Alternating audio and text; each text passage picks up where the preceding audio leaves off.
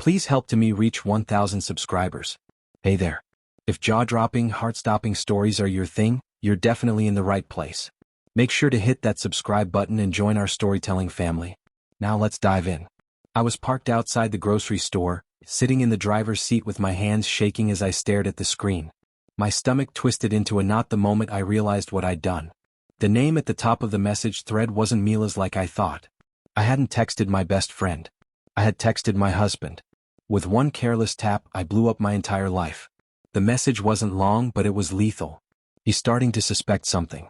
I need to pull back for a bit. Last night was risky, but God, it was worth it. That text was meant for Mila, the only person who knew about the affair, the only person I trusted with the secret that was poisoning me. But in a haze of guilt and adrenaline, I must have tapped the wrong contact. And instead of sending it to my confidant, I sent it to the man I had betrayed. The second it delivered, panic took over. I tried to delete it, turned off my data, even considered ripping the battery out, but it was too late. The read receipt appeared almost instantly. I drove home like I was underwater. My hands felt useless, my mouth dry. Breathing hurt. I met Darren a decade ago. We were broke grad students sharing a tiny apartment with roommates who left dishes in the sink for days. Our mattress sat on the floor, the fridge held more beer than food, and somehow, those were the happiest days of my life. He made me feel seen, safe, alive. For years we were solid. But 5 years into the marriage, life got heavier. Work took over. He was building a company, I was climbing the corporate ladder. We became passing shadows, barely speaking, barely touching. Somewhere along the way we drifted without noticing. And then I met Nolan. He was the charismatic lead on a major account I'd been assigned. Older, smooth, tempting in a way that made my predictable life feel suddenly vivid. I never intended to cheat. It started small, jokes, light touches, drinks after meetings. And then one night in Chicago we crossed a line. I told myself it would end there. It didn't. The secrecy became addictive. The attention felt like oxygen. We used fake names at hotels and encrypted messaging apps like we were characters in someone else's story. I convinced myself I still loved Darren. I told myself I was just lonely, selfish, lost. By the time I walked through the front door after sending that message, the house felt hollow. Darren's car was missing. His phone rang once, then voicemail. I paced for hours. Every sound felt like judgment. He came home close to midnight. His expression was empty. He walked straight past me, grabbed a suitcase and returned to the hall. "Where are you going?" I asked, barely whispering. He didn't answer. "Darren?" He turned slowly, holding up his phone. "Risky, huh? But worth it." His voice was so controlled it scared me more than yelling would have. I tried to speak, but nothing came out. He shook his head, picked up his keys and left, quietly, cleanly, like he was already gone.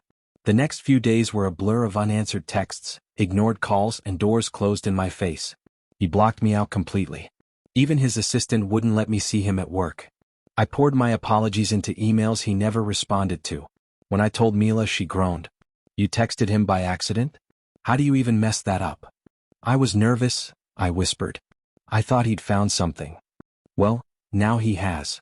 I cut Nolan off immediately, blocked him, told him it was over. His last message, "We always knew this would get ugly. Hope it was worth it." It wasn't. Nothing was. 2 weeks later, Darren finally texted. He wanted to meet at an old diner we used to go to back when all we had was cheap coffee and big dreams. I arrived early, heart pounding. When he walked in wearing that worn leather jacket he used to live in, he looked like someone carrying a lifetime of exhaustion. "I want the truth," he said. "All of it. No lies." So I told him everything. Every moment. Every mistake. Every shameful detail. I didn't try to soften it. I cried until I could barely breathe. When I finished, he just nodded. No yelling. No tears. "Do you hate me?" I asked. He stared at me for what felt like minutes. "I don't know what I feel," he said quietly. "But I can't unsee that message. I can't unknow any of this." I begged, therapy, time apart, anything. But he had already decided. "I've been thinking a lot about us," he said. "You were my person. Maybe you still are, in some weird way.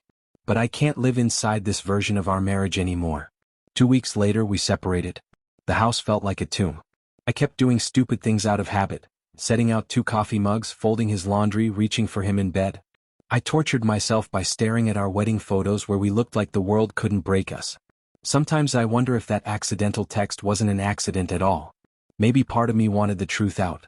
Maybe the guilt was devouring me so badly that I needed it exposed. Months have passed.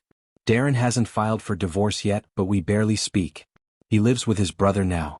I bury myself in work just to avoid the crushing quiet. Nolan is gone. Completely. Even seeing someone who vaguely resembles him makes my stomach twist. I don't expect pity. I shattered something sacred. And even though that message wasn't meant for Darren, the truth behind it was always ticking like a bomb. The worst part? I still love him. I still dream about that tiny, crappy apartment where love was simple and the future felt limitless. Maybe that version of us is dead. But if I could go back to that one moment, that one stupid second, I'd redo everything. Because it wasn't the text that destroyed my marriage. It was me. Please help to me reach 1,000 subscribers.